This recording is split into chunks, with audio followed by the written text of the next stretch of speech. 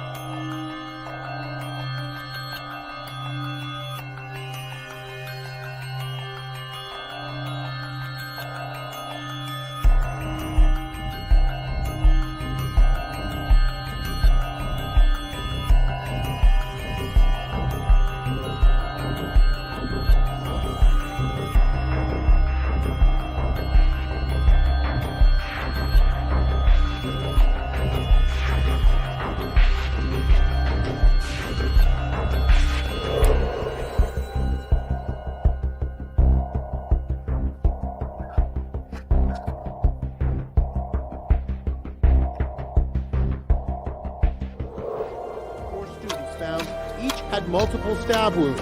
Some had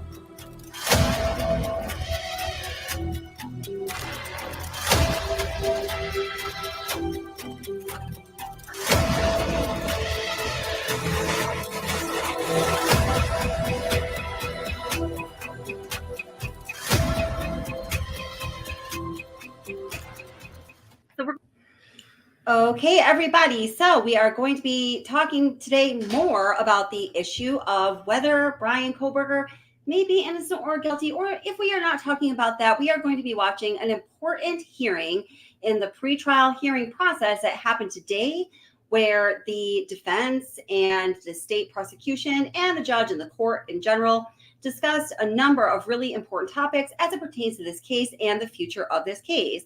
So welcome, everybody. I already said hello to several of you, so I'm just going to start where I stopped, basically. So let's see. Riri, welcome. How are you doing? Are you new to the channel? Welcome. Nice to see you. Hi, Jody is cool. Always welcome. Lovely to see you. And Muck Boys, how's it going? He says, hey, Kelly. Hey, Jody. Woo.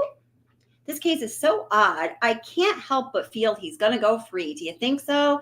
I mean, anything is possible. That is for sure. Maybe after hearing what went down in today's hearing, you'll have a better idea of, what you think is going to happen. So let me just give you a little preview of some of the highlights that happened in today's hearing. I watched it on double time before we started this live. Thanks to McJ. Thank you, McJ, darling. I didn't remember that it was today. Actually, I've been very busy with other things, but she reminded me. So I really quick got caught up. So there was a very interesting discussion, in my opinion, about the alibi statute. So the discussion kind of goes like this. The state argues that they don't have any written alibi statement from Bryan Kohberger, from the defense. All they know is basically that Bryan Kohberger was driving around at the time of the murder, but not near 1122 King Road, of course. And I made a couple of videos about this and kind of that problem with that alibi statement, why I think the alibi statement came out at the time it did. So you can check those out if you want to. I'll try to remember to post them in the description. So the state argued that there should be a 10-day deadline for the defense to submit a more formal and complete alibi above and beyond just the statement that Bryan Kohberger enjoys driving around at night, and that's what he was doing exactly during the time of these murders. In return, Ann Taylor argues that she does not have the evidence presented to her via the discovery that she needs in order to submit a proper statement of alibi, an explanation of alibi. Well, the problem with this, I think, is obvious. If someone's alibi is their alibi, it is their alibi, and it stands alone, factually. If it happened, then it happened. If it didn't, then it didn't, right? But the state says, hey, Ann Taylor, you should have what you need. So there's a little bit of confusion there, and there's some discussion back and forth there, obviously, with the judge presiding. Now, some news. I'm so sorry to tell you that the projected possible trial date for the summer of 2024, which many of us thought was really premature to begin with, it just ain't happening. It is a done deal. Hi, Justice Jay, nice to see you. It's just not happening. They, decided that today. Both sides said they are not going to be ready in that time frame. And in fact, get this, guys, hold on to your seats because this sucks. And I'm so sorry to tell you this if you haven't heard it yet. But the deadline for the preliminary discovery is now set for September 6th, surpassing the possible projected trial happening date of the summer of 2024. Want, want, want. But on a serious note, I am so sorry for the families. I pray for those families all the time. And guys, this must just be absolutely devastating news for them to hear that the preliminary discovery deadline is not even going to be set, or has been set for September 6th. Oh my God. Because after that, the defense has their chance to put in the questions to the state to, then they have to submit their discovery. And this is going to be a whole big process. I'd like to know when you guys think that this trial might actually happen after you listen to this hearing. And another date was set for May 14th. There's going to be a change of venue hearing today. I know that change of venue has been mentioned before, but for the first time, or during this hearing, I heard Ann Taylor say more about the necessity, in her opinion, for a change of venue than I've heard her say yet. Let's say it like that, okay? So that hearing is going to be happening on May 14th, the change of venue hearing. And then the judge asked if the state could respond by April 7th. So giving them just a little bit of time after the change of venue hearing starts, which is going to first start with, of course, the defense presenting their case essentially of why they think there needs to be a change of venue. So this is going to be the next really big hearing date, May 14th. So I'm going to mark that on my calendar, and McJay will remind me if I forget about it. I'm sure that that's something that we're all going to have to watch, because it's very possible that there's going to be like a little mini trial that takes place. They might be bringing forth witnesses. There's a lot of things that can happen in a change of venue hearing, because you really want to persuade the judge that this is the thing that should happen, right? So, yeah, so that's what's up. And yeah, I see you guys. Yeah, they tore down the house on December 28th. It's just such an absolute tragedy. And the video that I put up most recently about the Idaho case, I think it was just like a day or two ago, just has a little bit in there about what I had to say about the terrible things that are now a reality after razing that house to the ground, and also has some sound bites from what Steve Gonsalves had to say about it. And I think really the most important thing there, and Steve Gonsalves talked about it, and we talked about it here on this channel, is that without a house, we know the path of travel of the suspect car. We know places where that car stopped. We know a lot more than has been relayed to the public at this point. Without the house standing there, how can you tell the vantage point that the car had when looking into the house, what windows they may have looked in, why they may have been stopping there, and what information they may have been gaining? So in my opinion, it's a real shame that that happened. So May 4th is Justice Jane's birthday. So this is May 14th when that, I think it is. Let me check my notes again. When that, let's see, a change of venue hearing is set for. Yeah, that's what I have in my notes. But happy birthday anyway, Justice Jane. That's awesome. Okay, so I'm just going to start the live stream, and, we'll see what y'all think.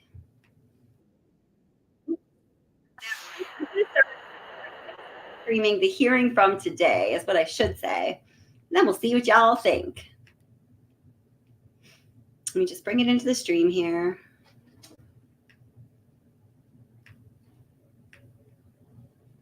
And And if you want to stop and discuss at any point, or I'm going to be folding my laundry and also, watching chat here. And because I did already watch it, I'm going to watch it again in, normal speed. But if you want to stop at any point and discuss, just let me know. And certainly that can happen. Nope, that's not what I want. That's us. Here we go. Which one is it? No. What? Oh, I know what I did. Give me just a second. I'm so sorry. I know what I did. I loaded up this stream instead of the actual hearing. All right, I got it.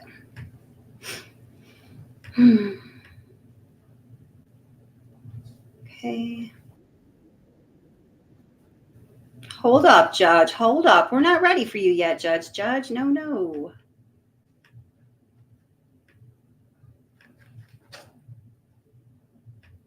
There we go.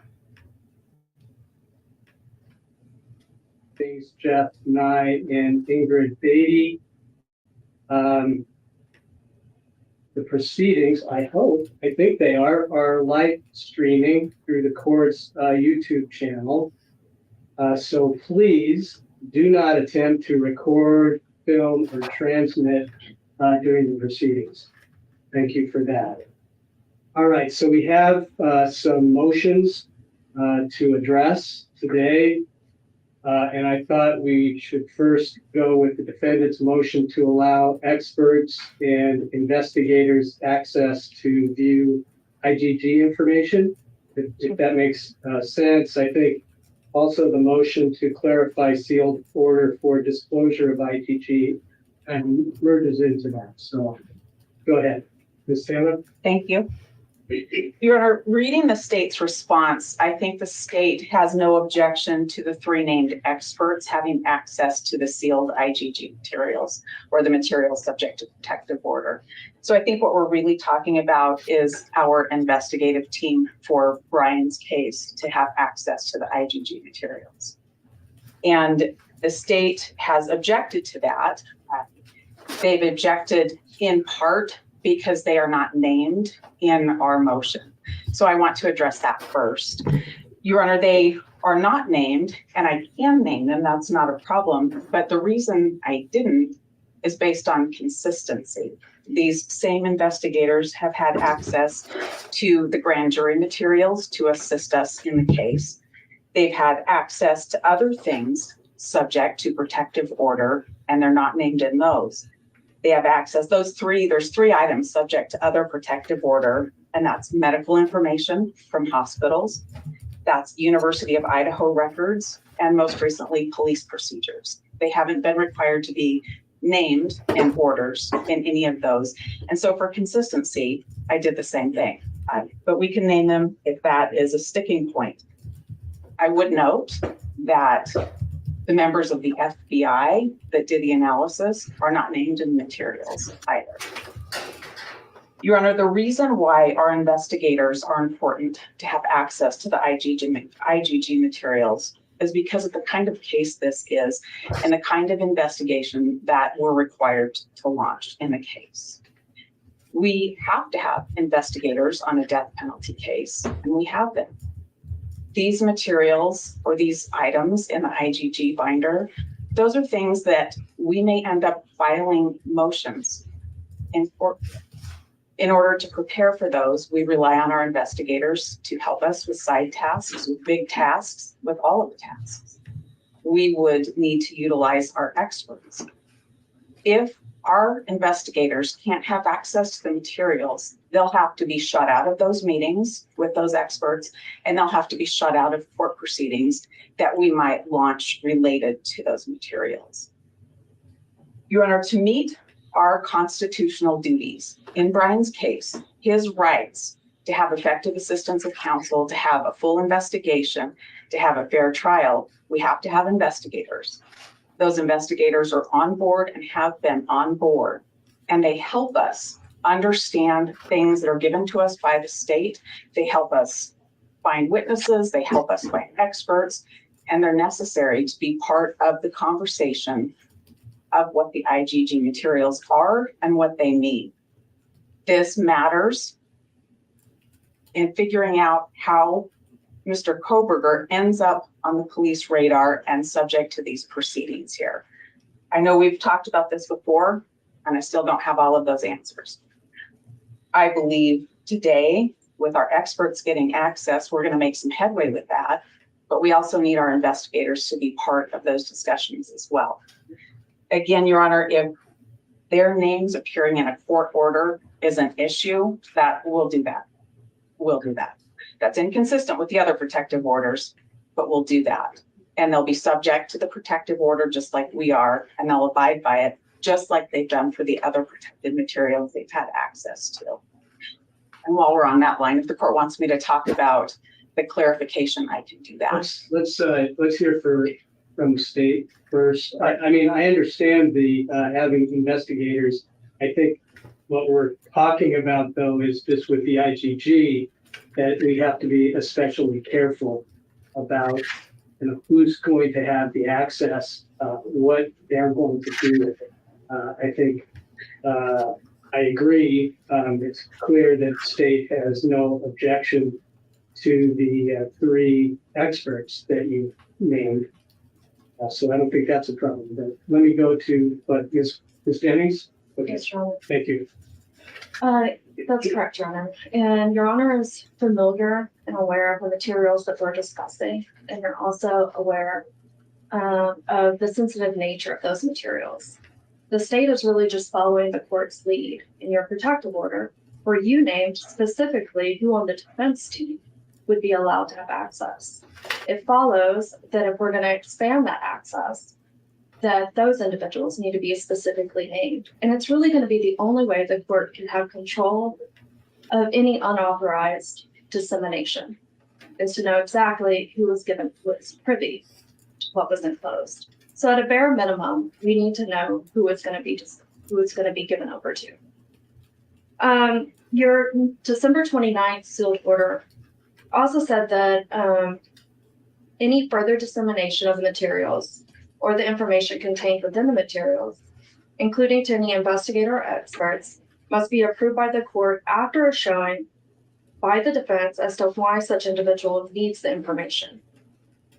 In the defense's motion, their stated reasoning is, quote, to investigate how and when Mr. Kohberger was identified as a suspect, end quote. State maintains they don't need access to all of that highly sensitive information. To satisfy that purpose that is laid out in the November 28, 2023 letter from the FBI to the state.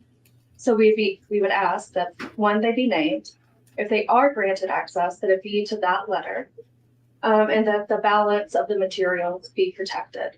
And we would ask that you follow the proposed language in the state's response from February 9th to ensure further protections of the materials. Thank you, Ms. Jennings. Sailor? Well, Your Honor, I know what letter Ms. Jennings refers to, and I think our experts should have access to the actual materials. That letter is a summary. It's a police summary. Our duty is to investigate police work. We do that in every case, and with our heightened duties in a death penalty case, our investigators should have access to the entire record. Our investigators understand what a protective order is, and they'll abide by that protective order. Again, if you want them named in any order allowing them access, that's fine. That's just fine with me. It's most important that they have access to all of the materials. The summary contained in the FBI's letter isn't the totality of the materials. It doesn't show some of the particulars about things that were happening on certain dates. And that's what's important to put into a timeline so that we can try to understand how the state did its work in this case. Well, one of the issues with this IGP is relevance at all. And so the way I'm viewing it is maybe it needs to go on steps, maybe where it's justified with the relevance or the potential of relevance for some of that information, because from the very beginning, the state's position has been it has no bearing on the case. It will not have any bearing on trial. But I allowed access to what I thought was potentially relevant, and to allow your experts, now allowing your experts to view that information. So let me just kind of move into the other clarification, because I also understand, particularly relevance of mitigation. Okay, what your investigators need to cover. They likely have to have contact with Mr. Kohberger's family, and that we're not. I don't think we're talking about that kind of investigation. I mean, that is your responsibility. It's also your responsibility to dig in wherever you have to. I mean, I think you're required to do that. So my balancing responsibility is to keep it in control to some degree. So I guess what I'm asking is that I have some justification for making contact with certain families that may have no bearing whatsoever on the case, unless it's in mitigation or something like that. Now, the DNA issues, maybe especially in the IgG, it has to have some relevance if there's some context, okay, that connects to the case itself. That's how I'm looking at it. I might be wrong, but so you can respond. Okay. All right, we're talking about a couple of different things here. With our request for clarification, I was talking specifically about people that are already known to our team that we may be in contact with. Bryan's direct family, parents, sisters, aunts and uncles. And Those can I interrupt you just for 1 Sure. second? That has no relevance to the IgG information that you were given. Those are people we already knew before. Okay. So I want clarification that I can continue to talk to the Kohberger family. Yes. I want to make sure I'm not running afoul of court order. think that's I want to absolutely be appropriate. I want to be really clear who I'm asking for to have access to the IgGs. It's not our mitigation investigator. That our mitigation investigator, I think the court heard me talk about going 3 generations back to do her work. That's required under the ABA. I'm not talking about her. She wouldn't have access to this. I'm talking about our criminal investigators dealing with the innocence space for Bryan. Those are the people that I think should have access to the same materials under the same protective order. They're not doing the generations back. None of the IgG materials would be used for that part of the mitigation work. She's doing her own thing, our mitigation investigator, looking backwards as she's supposed to at the things she needs to. That's not the IgG materials. So putting aside that investigator and thinking of only our criminal investigators that are going to be dealing with our innocence phase of the case. Those are the investigators that I'd like to have access. They're the investigators that participate in the meeting with our experts. They're the investigators that help us put the timeline together to understand different things that were happening in the case before Bryan's name was ever spoken by anybody. And we're missing that big piece about why was Bryan's name spoken and how. And how does that connect to the other pieces that we have? That's what our criminal investigators are going to do. They're not looking at IgG materials, if allowed, to do any of the mitigation work. That's separate and apart. So I want to make sure that that's really clear. Also, when we're talking about whether something is relevant or not, I think that we're thinking of the standard for information to come out in court. That's not what I'm talking about. The court found that the IGG information was material under the discovery rules to the defense and allowed us to have access to some. It's for that same purpose and under that same rule that we're asking the court to allow our investigators to have access to the same materials. Whether or not any of this is something that comes into the court or into trial, that's a question to be answered later. I can see how, I think, this is why I'm really happy to have our experts involved, but I can see a way that there may be a motion practice that happens that relates to this. I'm not there yet. That's where I I'm because if you have these experts, okay, go through this. I've been through all this information, and so if you can go, using your experts, and your experts kind of can tell me and the state that you need to investigate particular people, okay, that were involved in this, then we can have a hearing about it. But I'm not quite ready to be convinced that without getting this information from the experts that we're gonna find some pathway, okay, that's gonna be helpful to Mr. Kohberger. I mean, this is I your don't know. courtroom, so if that's what you want to do, we can. I'm here. We waited a while to come to this hearing. I'm asking for it all with a protective order. If we do it the other way, we can do it. It's just everything takes time. And if that's the preference, that's okay. The court knows and would order us to not reach out to any of the people in this material, and we wouldn't do any of that. If we have a motion to file that references any of the content of the materials, that would be filed under seal. These are sealed items.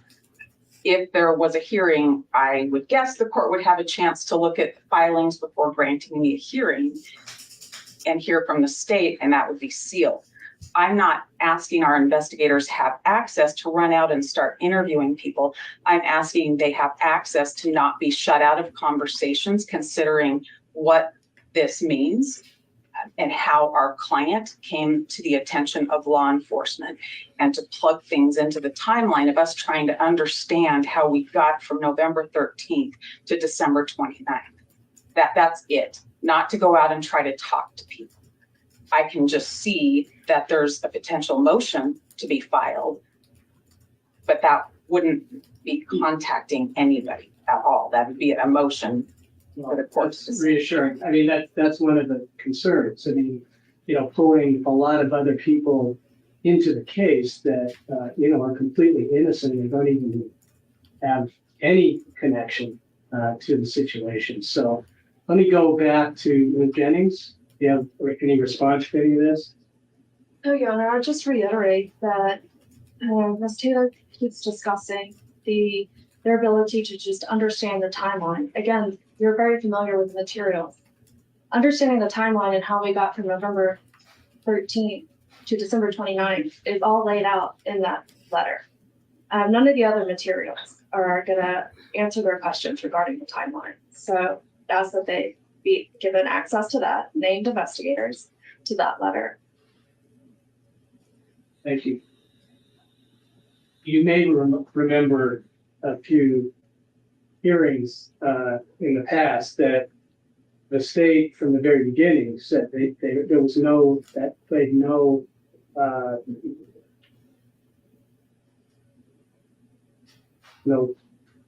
don't know how to even, it wasn't, when I asked them in the hearing that, did you use the IGG, any of the information of the IGG to get the warrant, to get Mr. Kohberger's DNA, that was not part of it. So in terms of the time frame, don't know that it's that complicated. because a lot of what happened in the time frame happened before that. Now, that's up to you to dig into that, obviously. But there was a lot of information in the letter, too. Just their sequence of using the IgG at all. So we're going to have to sort this out, obviously. But going back to what I'd like to do is just get some justification for digging in deeper, if necessary. And I'm not sure it's necessary, but I'm going to keep an open mind about that. So for right now, I would say, let's just get your experts looking at the IgG stuff and exactly what they can read from that. And we'll go from there. Okay. Now, with regard to your clarification, yeah, I mean, I'm not saying that your investigators can't contact people that they've already contacted without relying on the IgG information. Does that work for now? Yes, Your Honor.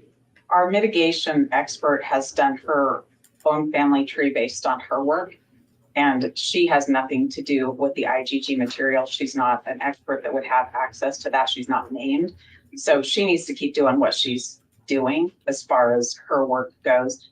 And I think the proper clarification is that the IgG materials will not be used to develop any investigative leads.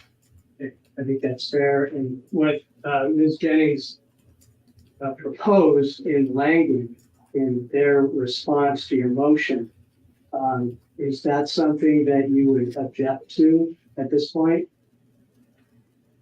I'm sure you probably read that language. I did read it. It's a little bit less straightforward, but I think it covers it. It allows me to continue to speak to the people I'm speaking to and that I need to speak to that are on my list. Okay. Anything else about that? No. These issues. Okay. Ms. Jennings? No. Okay, great.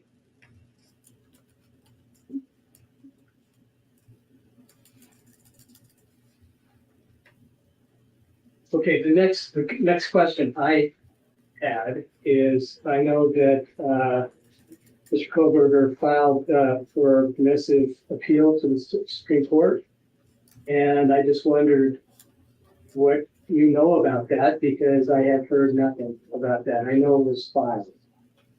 I know the states filed their objection, and that's the last that I recall seeing about it. Yes.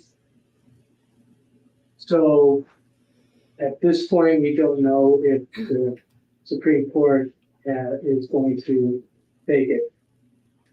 Okay, we don't know. You know anything else, Mr. Thompson? Not other than the state's response was filed by the appellate division of the Attorney General's office. And I think we're just waiting to hear from the Supreme Court at this point. Correct, Your Honor. We're just waiting to hear from the Supreme Court. I can tell you there's no deadline in the rule for them. They didn't include a deadline for themselves. And in my experience, it can take anywhere from a couple weeks to a month or so. So at this point, we're just waiting to hear. So I don't know the answer to this. If it's filed, does that pause what we need to do here, or do we just pause it only when they pick it up? My read of the rules, Your Honor, is the latter, that we continue as we are unless and until they decide to take it, and then they would decide at that point what exactly is paused and not paused. Okay, thank you. Anything else about that, Ms. Taylor? No, thank you, Chair. Mr. Thompson? No, sir. All right, I think we're now to schedule. Starting with, there was a request on change of venue, maybe late April, you were saying. Yes, Your Honor, either that last week of April, I think it starts the 29th and 30th, or the first or second week of May. for the actual hearing is when we'd request. And we would ask that we have until maybe the second week of April to get our initial briefing in, and then the state's response and our reply after that. So what are you thinking would be the hearing? Give me a day or a week. I would say that first full week of May, maybe that's May 5th or May 6th.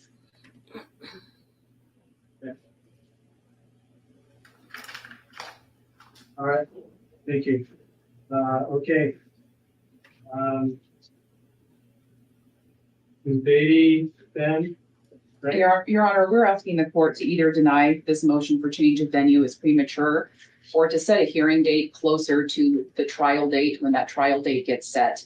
And the reason for that is when courts look to change of venue and whether or not that's appropriate, the courts look to affidavits that have been filed. Importantly, they look to what jurors say, prospective jurors say during the voir dire process. Another thing that courts look to is the amount of media coverage and the proximity of that media coverage and the intensity of that media coverage to the trial. So in this case, I think we don't have sufficient information to even determine whether or not that's appropriate without seeing what prospective jurors actually say. But B, we're far enough out from trial that we can't really gauge that anyway. So we would ask the court to either deny that motion at this time or to set a hearing further down the road and closer to trial. If we do proceed to hearing, the state would just ask for a scheduling order. At this point, the defense has filed a motion. They did not file any affidavits, disclose any experts. They haven't even filed a supporting memorandum. And so we're not even sure what specific cases they're relying upon. So we can't really respond substantively to that motion until it's briefed. So we would ask the court to set a briefing schedule as well. Thank you, Your Honor. Okay, thank you. Well, my interpretation was that they were going to give us a lot of information, affidavits, maybe testimony for the hearing. Is that right, Ms. Taylor? Your Honor, you're right. The motion was to put everybody on notice that we'd like to have this addressed. We do intend to have a presentation for the court. We do intend to have briefing for the state. I anticipated we'd get that scheduled today. But no, I didn't file a motion. I filed it to put everybody on notice that it's coming, and I think we need to address it. I think we need to address it before a trial setting. It doesn't make sense to set a trial, get right up to it, and then have to have everybody who's under subpoena rescheduled and have to have the public and the families of everybody disappointed because we're going to reset it at the last minute. So I think we should take care of whether or not the court should change venue sooner rather than later, especially given the length that this trial is anticipated to go. We'll need to schedule a courtroom either here or in another county in Idaho. I mean, we'll need some advance notice to get that done because it'll take a long time to try this case. Thank you, Ms. Taylor. Thank you, Ms. Beatty. And Your Honor, the state is asking for a briefing schedule so that we're not in a situation where the state is learning for the first time during a hearing what experts the defendant might be calling and what their arguments are. We would ask that all of that information be disclosed prior to hearing, including the CVs of any experts that will be testifying. Well, that's certainly what I would expect. But it's quite sticky, right? To think, you're going to wait until ready to seating the jury, which is probably a 2-week process in this case. And then figure out, hey, we can't seat a jury, so we have to move the trial. At the same time, how do you really know if there's some prejudice without trying to see the jury? It's really a catch-22. And all of the logistical concerns that Ms. Taylor is describing are totally correct. The problem is that is what the law requires, and that is what the case law says. The case law does contemplate that. So certainly it's correct to note that there are going to be logistical challenges to that, but that's what the case law requires. But even if the court weren't inclined to wait until we're actually going through the voir dire process, at a minimum, I think it would be appropriate for the court to look to some jury questionnaires and at least go through that process. Okay. It was like, well, this morning I was looking at State versus Haddon, where that was, you're probably very familiar with that, but that's Court of Appeals case, 2012, I believe. And there was a request to change venue well before the trial. The judge denied that, and then it came up again when they were trying to seat jury, and then the judge denied that at that point. But kind of a double step to figure out if it was necessary. I've been struggling with this, for months, and so it's hard to know. Now, that doesn't mean that one of the parties can't present evidence, and the standard is kind of squishy, in my opinion, but they can provide that kind of information well before the trial. At the same time, I want to make sure that the state has the opportunity to respond to whatever information Mr. Kohberger is going to present. So now I'm scratching my head about, well, is May, first week of May, does that allow enough time? Does that allow it enough time for you, Ms. Taylor? Your Honor, I think it does. I can present the information to the state. I can have my briefing and I can have affidavits and let them know of any witness that I want to call. I can do that probably by the beginning of the second week of April. And that would give them, if we do this in May, that would give them ample time to read it over and respond to what we intend to present. Thank you. Ms. Beatty, what are your thoughts? Your Honor, as far as the duration of time between the briefing and the hearing, the state has no concerns about that. The state would just have concerns about those factors that the courts require us to look to as far as the timing of the hearing compared to the timing of trial. But as far as a briefing schedule prior to the hearing itself, that timeline makes sense to the state. Well, let's explore that just for a moment. Because I've been thinking about setting a trial, well, also for months, but I listened very carefully to Ms. Taylor and Mr. Thompson at our last hearing, and I really,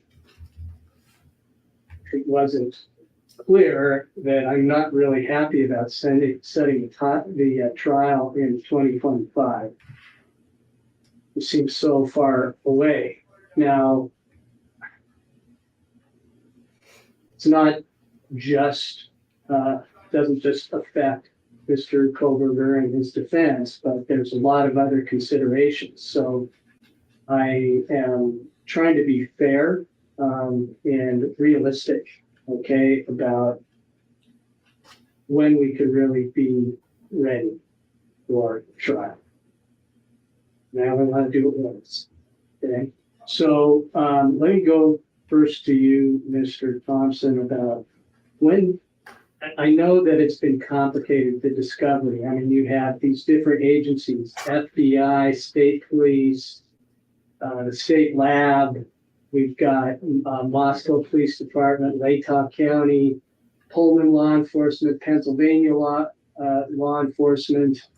And I think you mentioned it's hard to get all this stuff together. And that is one of the things that has delayed setting the trial, not to mention the motions about the grand jury procedures, also the issues about the investigative genetic genealogy issues. And I'm kind of curious, okay, when do you think that you will be completely finished with providing discovery to the defense? Judge, most current projection that we have would probably be at the end of this summer. The majority of the discovery has been provided. That's not to say that Mr. Kohberger has been able to, and his defense team been able to digest it all, because it is substantial as an understatement. We are still awaiting information that the defense both wants and needs to have, and we're going back through all of the discovery to make sure that nothing's been overlooked. We have 2 members of our team, an attorney and a legal assistant, who are essentially assigned full time to that task. And that's projecting we got from them. It could be up to 6 months, which would put us with initial discovery completion at the end of August, 1st of September of this year. Because last time you were talking about August for the trial. Sure enough. And that's what we had hoped for. And when we filed our motion for trial setting scheduler back in December, a couple months ago, we felt that was realistic. And as we are looking at where we are right now, I'm not sure that it is. We know that the defense has already indicated that just on the death penalty alone, they will be filing multiple motions, and they've been very lengthy. We've seen the same filings in the Nez Perce County homicide case that recently resolved.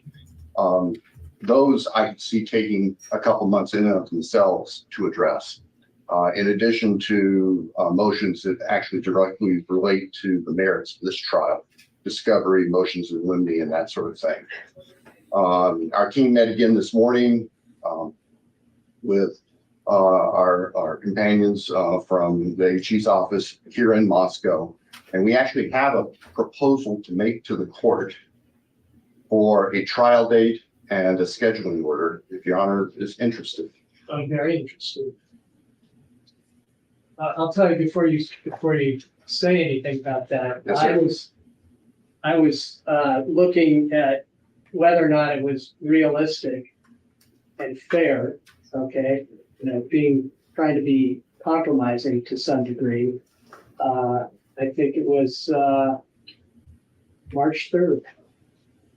2025. Well, Your Honor, it just happens to be in pink highlight on my ad here, March 3rd, 2025 for trial. Okay, I had no idea. I wasn't reading your mind or anything, but I thought that's about the mid, and I remember, Ms. Taylor, that you said that would be the soonest you could be ready. And that was if everything went right from that point. And I remember that And too. it hasn't. It hasn't. But I'll hear what their proposals are. Okay.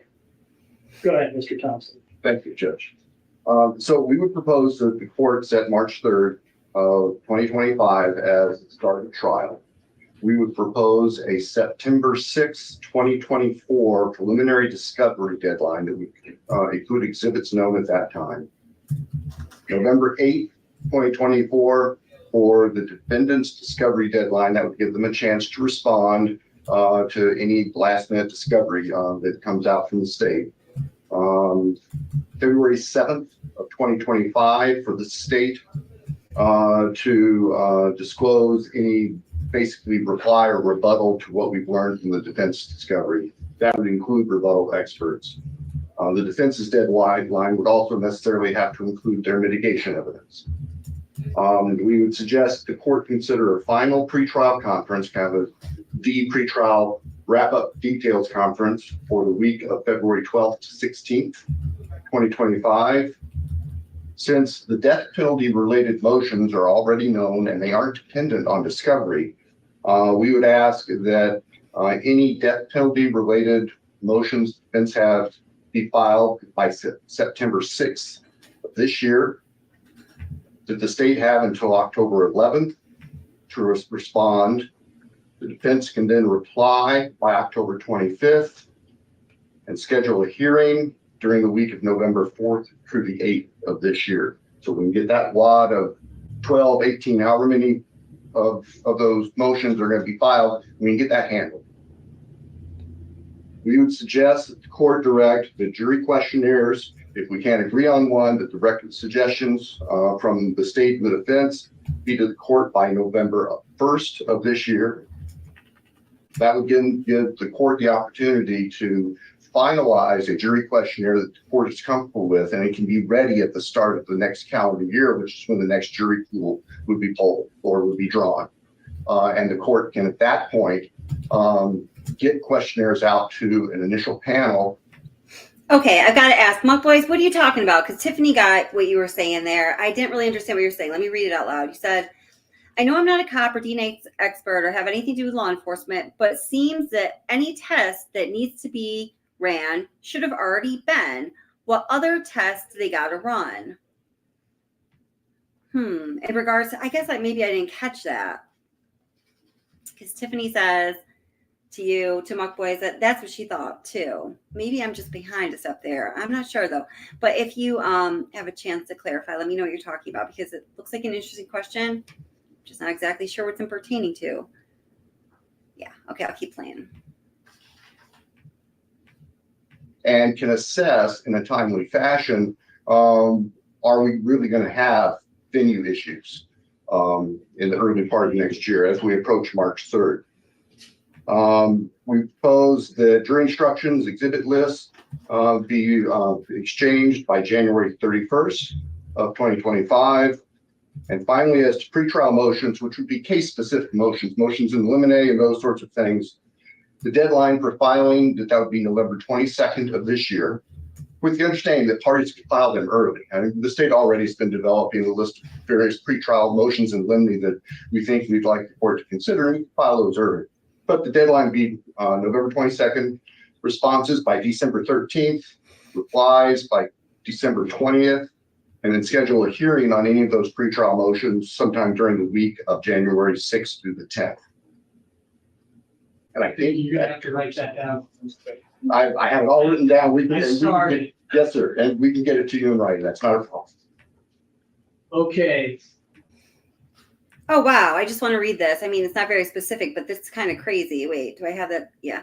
McJay says there's a note on one of the legal documents that says the court takes issue with a collection of evidence or something like that. Well, if that is the case, and depending on what document that note is on, that would be absolutely significant, because that is what the defense is really going for here. This is like their bullseye, is for the court to determine that there was indeed some issue with the way that, we're talking specifically about DNA, the way that the DNA evidence was collected. They're really going for fruit of the poisonous tree here, trying to say that something went wrong in that whole process. And if that is the only evidence that led them to Bryan Kohberger, then if it is not good, it must be thrown out, in which case the case would be thrown out. But the state has said time and time again, and we don't know if this is true or not because we are not privy to all the evidence, that no, that is not all the evidence that led us to Bryan Kohberger. It was a number of different things. It was an amalgamation of kind of these different roads of information that led us to him. But if in fact that is the case and the judge does find issue with the way the evidence is collected, that would be absolutely that would be huge. Okay, I'll keep playing it. Ms. Taylor, so if things aren't going perfectly, of course they never do. They never do, Judge. They never do. And I'll say it again. Death is different. This is a capital case. I've heard the court say the court only wants to do it once. And I've heard the court ask, what can I do to speed things up? I need discovery. I need all of the discovery. I need the things that we've asked for. I need to not have to fight in motions to compel for things that was done on behalf of the state by the FBI that ends up being used against Bryan or used in the investigation. I need that stuff. I need, when I ask for something, I need to get it rather than have to go back and ask and ask and ask again. And I'm not saying anything mean about Bill Thompson. I'm just not. I think he tries his very best, but I think he's hampered by the agencies and the information he gets from them. I can give you some examples. We asked for x-rays. We were told they don't exist. They're listed repeatedly in reports. We asked for them again. And I'm not sure if I'm getting them or not. The response is we have thumbnails, but we haven't found the actual x-rays. There's one example. I asked for certain mapping data done by a member of the CAS team. They said, you have it all. I said, no, I don't. I only have November 29th. And they said, oh, well, I guess we just didn't get that. Something didn't copy right. And I'm not saying anything mean about Bill or his office. I'm saying This is really difficult to drag the information out and get it to my experts or to understand it. And to hear that we're going to have a discovery deadline by the end of August is great. I need to have every piece of everything. I then have to have time to double check and make sure I really got it. I need to have time to get it to my experts and for them to have an opportunity to understand how that impacts their opinions, if at all. So I'm prepared for this case. And then we need time to get things to the state and for them to respond to what we send to them too. I know that this court wants to set this trial. These kinds of cases don't happen in a year. They don't happen in 2 years. They take a long time. This case is challenged with the way discovery has come at us. I'll give you another example. I open up, I get them and I list them in my computer by date. At one point, I gave the court a printout of that so the court could see how I'm getting it. And when I look in a folder, it has subfolders. And I might get some reports from Moscow Police Department with an FBI report.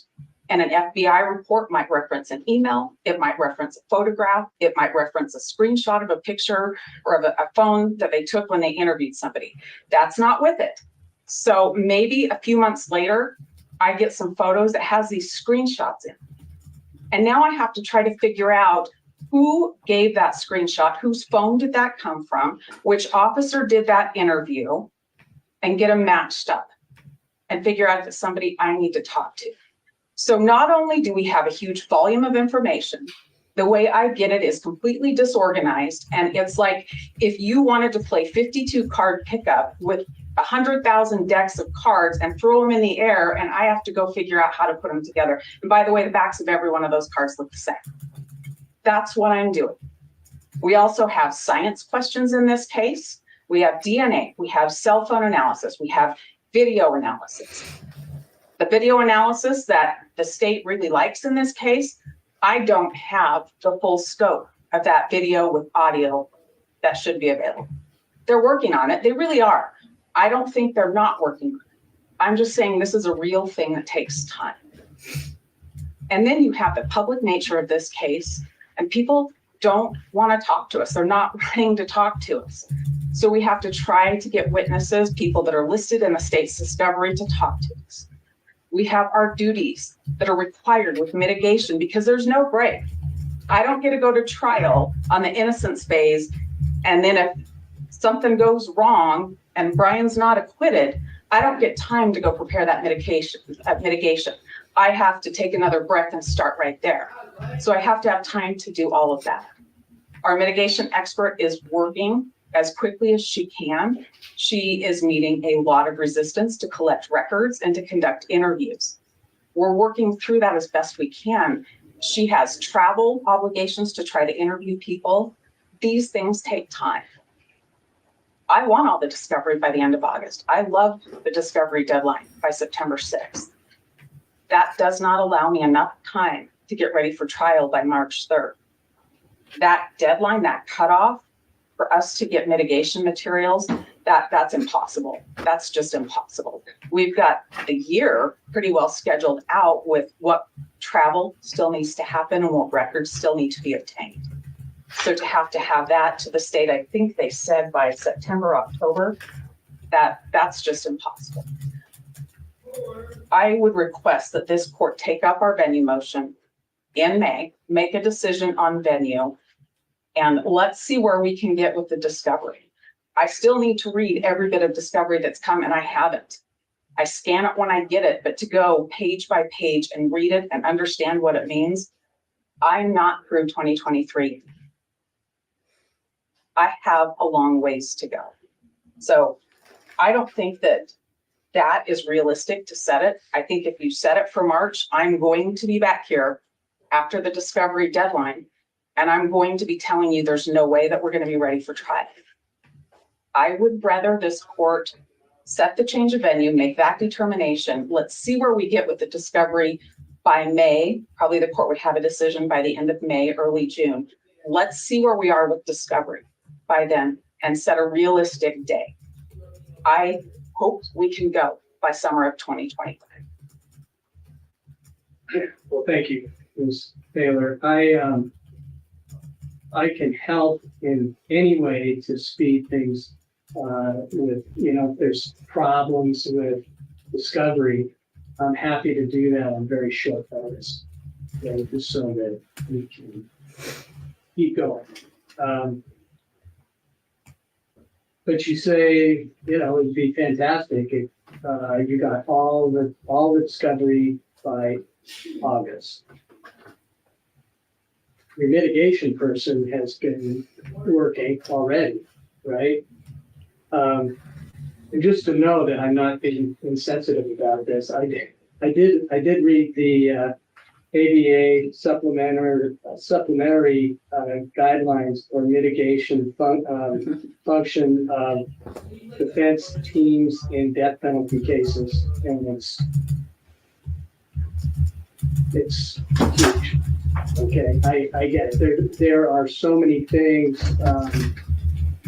that if you don't do, then it comes back as, well, you were ineffective.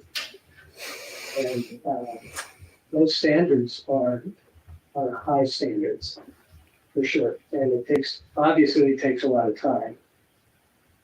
So, but I'm also thinking, if you get all the discovery, if you can, assuming that, which may be inaccurate, at the end of August, you're saying that you wouldn't be able to respond to all of that, assuming that it's even earlier, that you could not be ready for the beginning of March 2025. That's exactly what I'm saying. I'm saying I love that discovery deadline. Let's shoot for that. And I think that would help me make a June 2025 trial. I think once we have that discovery, and I agree, we can file the challenges to the death penalty earlier, but the challenges to some of the things that are going to be contained in discovery, those we need to see it all and see how it interplays. I can do some things early, but I may be coming back and asking the court to reconsider if it doesn't go our way and we found something that we didn't have. I think a discovery cutoff is great, and I think the court has to manage that discovery. If we finally are up to the eve of trial and there ends up being a whole new dump of discovery, then the court has to look at that discovery and understand, is it exculpatory? Is it something that we didn't have a chance to prepare for and should be excluded? If it relates to anything to do with the death penalty portion of the case, then the court's going to be asked to strike the death penalty. I mean, the discovery deadline is critical in this case. So I love that. What that means, if I have all the discovery by the end of August this year, it means that there is a stopping point where I can know I have it all. So I can confidently get the motions filed. I can confidently tell my experts, this is it. This is the scope of what you have to do. And I can have some space to read it all and understand it and get ready for witnesses too. If the court makes that deadline, know that mitigation is not going to be done by then. But if the court makes that discovery deadline and then we follow that with our motion practice and then our deadlines for expert disclosures and whatever's going to come from that and our mitigation, we should be in good shape by June of 2025 to try the case. If we have that discovery come up, I think that's a great idea. Ms. Taylor, Mr. Thompson.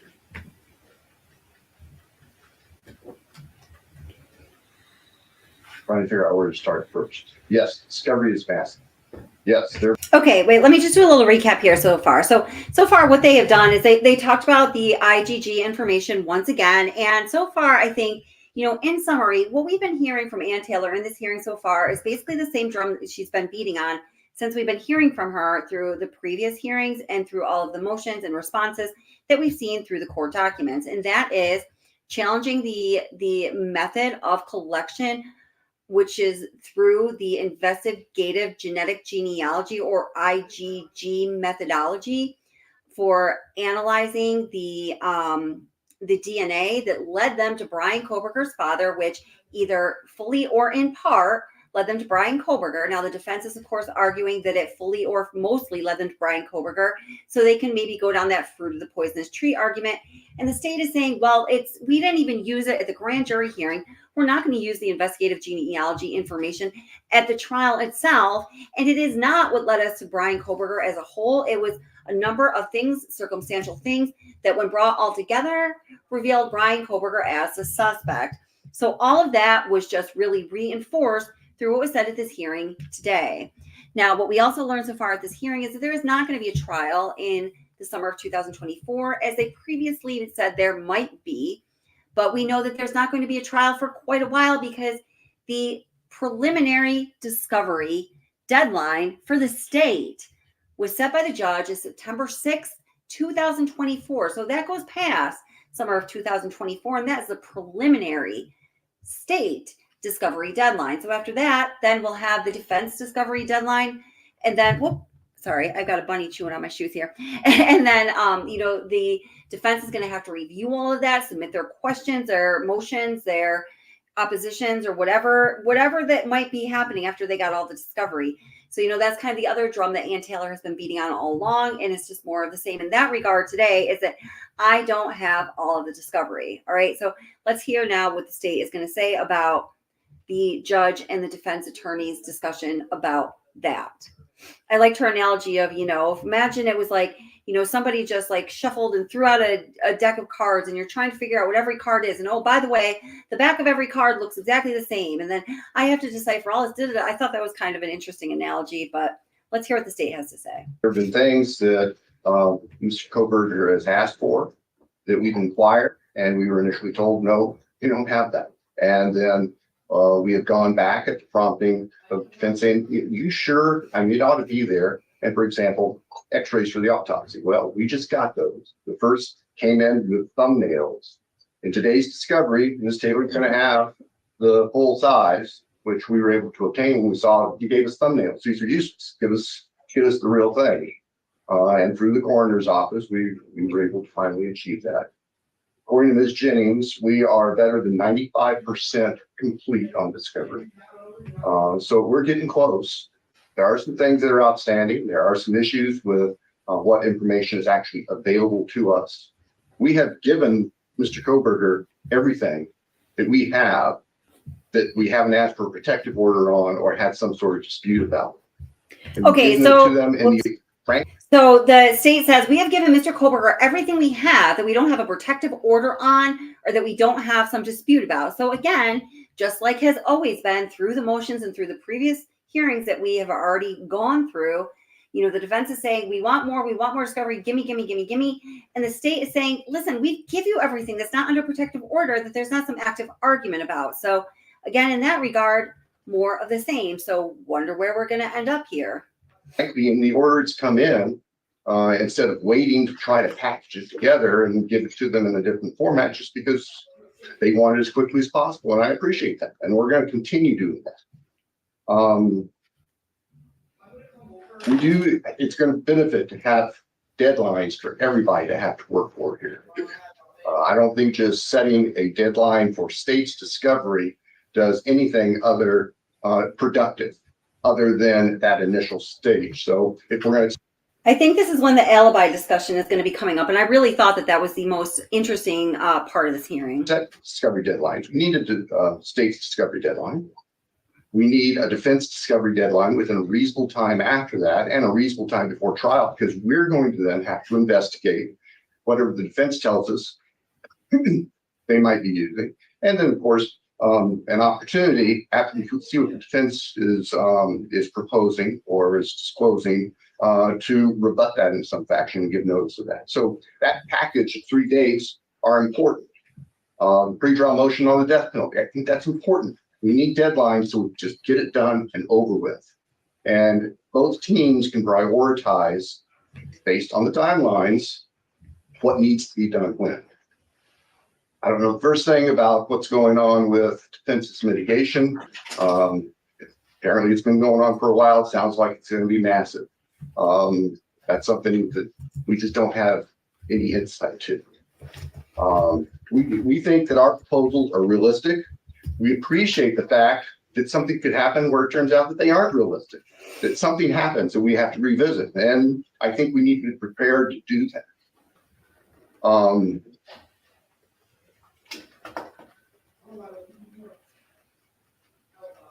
I think the last thing that I want to touch on real quick is the proposal to set a state's discovery deadline and set hearings on the change of venue is inadequate. As we've indicated, change of venue under the law, that motion is premature. We need to be able to give the court the benefit of what impacts publicity, for example, is having on our actual jury pool. We know there's publicity. Everybody can agree. There's been massive publicity, not just in Latah County, but I see more about it in Boise or hear about it from other parts of the state than what we're seeing locally. And so the massive publicity, that's a red herring, realistically. There's publicity everywhere about this. The issue is whether the publicity and the nature of this case is such that we cannot pick a fair and impartial jury in this county. And of course, we know that just being aware of publicity about a case does not disqualify a juror. There has to be a showing that that publicity or whatever has impacted the juror to the point where that juror cannot sit in this box as a fair and impartial juror and make a decision based only on the evidence presented in this courtroom. That's the issue that Your Honor is going to have to decide on the change of venue question. And you can't do that based on a bunch of affidavits from experts who say, Judge, there's been a lot of publicity. That doesn't cut it. So I think just having a state's discovery deadline and trying to prematurely move forward with motion for change of venue is not the right approach. We think that the proposals that we've made are reasonable, understanding Ms. Hayward has concerns about whether she's going to be able to meet those. And I think there are enough stages in there that if that becomes a reality, there's the opportunity for us to discuss that. Like everybody here, we only want to do this once. We do not want to invite error that we can avoid. Thank you. Thank you, Mr. Thompson. Yes, I think you said maybe you're like 98%. Probably a little bit more than 95% is what Ms. Jennings just told me. 95%. Okay. So if it's 95%, I mean, is it possible that it could be done before the end of August? It's possible, and we aren't going to wait till the end of August to do anything. We will continue to disclose information as we receive it. I mean, that's not fair to the defense. That's not fair to anybody. Just sit on stuff and dump it. So we are hopeful that it'll be finished by then, but we don't want to have to face a deadline that we think there's a chance could be difficult to meet. And that's why we propose the early September date, which would be essentially 6 months from now. September 6th, that's what you're saying. Yes, sir. Ms. Taylor, you said that would be fantastic. That would be fantastic, Your Honor. And Your Honor can give us a January 2025 deadline if the court wants to set a discovery deadline for us too. Expert disclosures, I think maybe would take a little bit longer, maybe February 2025. The court gives us a deadline for expert disclosures. I want to comment on the motion for venue change. Your Honor, because I filed a motion and the court doesn't have affidavits or the briefing to understand how we're going to approach this, doesn't make it untimely. I'm fully aware that the massive amount of media coverage by itself isn't all of it. But I'm also aware that this case has had more media coverage than most other cases, and it continues. So there is an impact of that. There are other considerations besides just the massive amount of media and an impact on potential jurors. That's what we're going to talk about. I think it's timely. I think it's appropriate to set a change of venue motion. I think it is what makes the most sense for the court to make that determination and set a trial date from there. If the court sets one here and has to change it later, a lot of things have gone into play to get that trial date set here, to get the courtroom reserved, and a lot of people realize. Waiting until the court has heard the information, more than affidavits saying there's mass amount of media coverage, the court can make that determination. If the court agrees to change venue at that time, then it makes a lot more sense to just set that trial from there. I would think by the end or by May, when we can have a hearing, I would think I would have a better handle maybe on the process the state's going through now with its discovery. I will continue to make the utmost effort to get all the way through every piece of what I have now and continue to follow up with questions to the state so that we can try to have this discovery issue put aside. Once we have the discovery completed, I think that we're going to have a lot better idea of what the motion practice is going to look like and how long that's going to take. And it'll be a more realistic way to disclose experts to one another with the materials that's required under Idaho Rule of Evidence 702. I think that's a better way to go, even though you might not set a trial date today, because at least you'll set one that's really informed that maybe everybody can rely on. Thank you.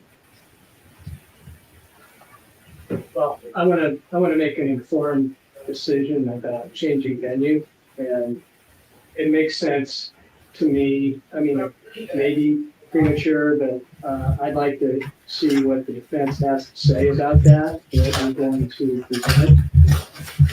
So, unless I'm just curious to hear this. I can always deny it, but if it's sufficiently strong and persuasive, then maybe it makes sense to do that. But obviously, for personal reasons, I in particular want to go to another county in 12 weeks, 14 weeks, necessary. I mean, we'll do what we need to do, but I'm not, as I sit here, I'm not persuaded that we necessarily have to change it. I think that's important. And there are a lot of factors, and that's one of the reasons why I was looking at this patent case, which is that's court of appeals, but it goes through all of the other cases that have dealt in this issue. So I'm thinking, you said mid-April that you would be able to file all of your declarations, affidavits, whatever you're going to do. Let the state know that who is going to testify, if you're going to have witnesses to testify, is there going to be experts. We got a taste of that, sometime at the beginning of one of our hearings. So maybe I'll hear the same witness. I don't know, but so we'll say April 17th. Yes, I can make Okay. that possible. And maybe we say the state has enough time to have their response by May 1st. What do you think? Okay. I think that's appropriate, Your Honor. Thank you. Okay. Because there may be experts on the other side too.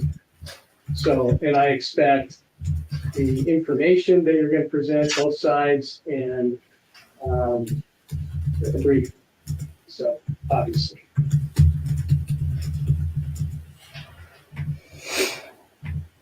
And I'm going to be in Boise the next week.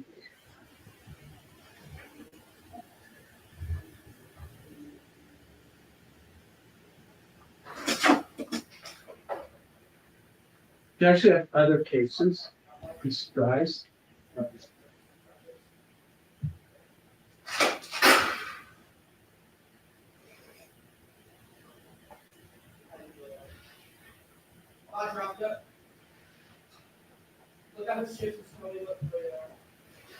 He's just thinking. It's not any problem with the volume.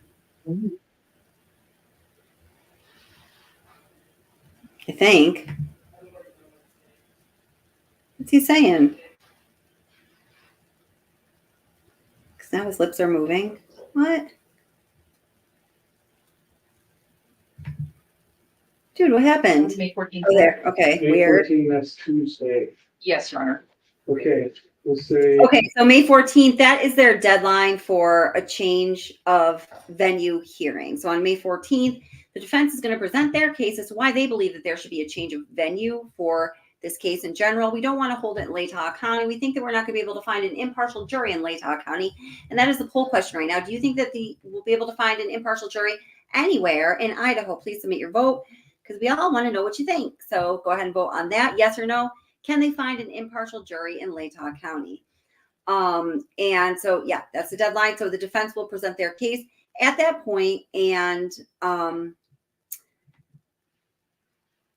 did I skip forward? No, wait, let me see. Hold it. I gotta do the math. I'm so sorry, guys. So we're at 104 here, and the stream is at 120. Okay, that's right. Okay, that looks about right. So we did a little bit of an intro. So that's and that really might be like a mini trial because the defense will have the ability to bring forth witnesses and give testimony and give all this kind of information to us. And it's of course going to be streamed just like this was, that they have been holding tight to the chest up until that point. So everybody mark that date on your calendars. May 14th is going to be the date of the pretrial hearing when the defense is going to put forth their mini case for why there should be a change in venue. And then the state will have a certain time to respond. how about 1:30? Sounds greater. Okay, 1:30, May 14th.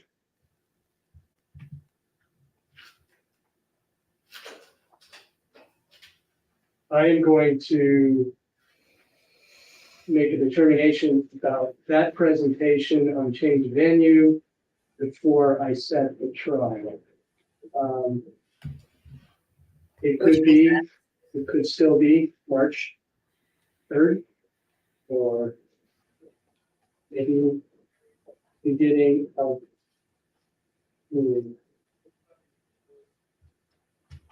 yeah, that's 2024. I know. Yeah, Yes. So Yes. you're saying that, were you asking this year, May 24th of this year, or May 14th, I'm sorry, of this year? And he just said, yes, 2024. So May 14th of this year is going to be the date of the hearing for the defense presenting their mini case, I'll say, for the change of venue petition. Still thinking of 2024, though.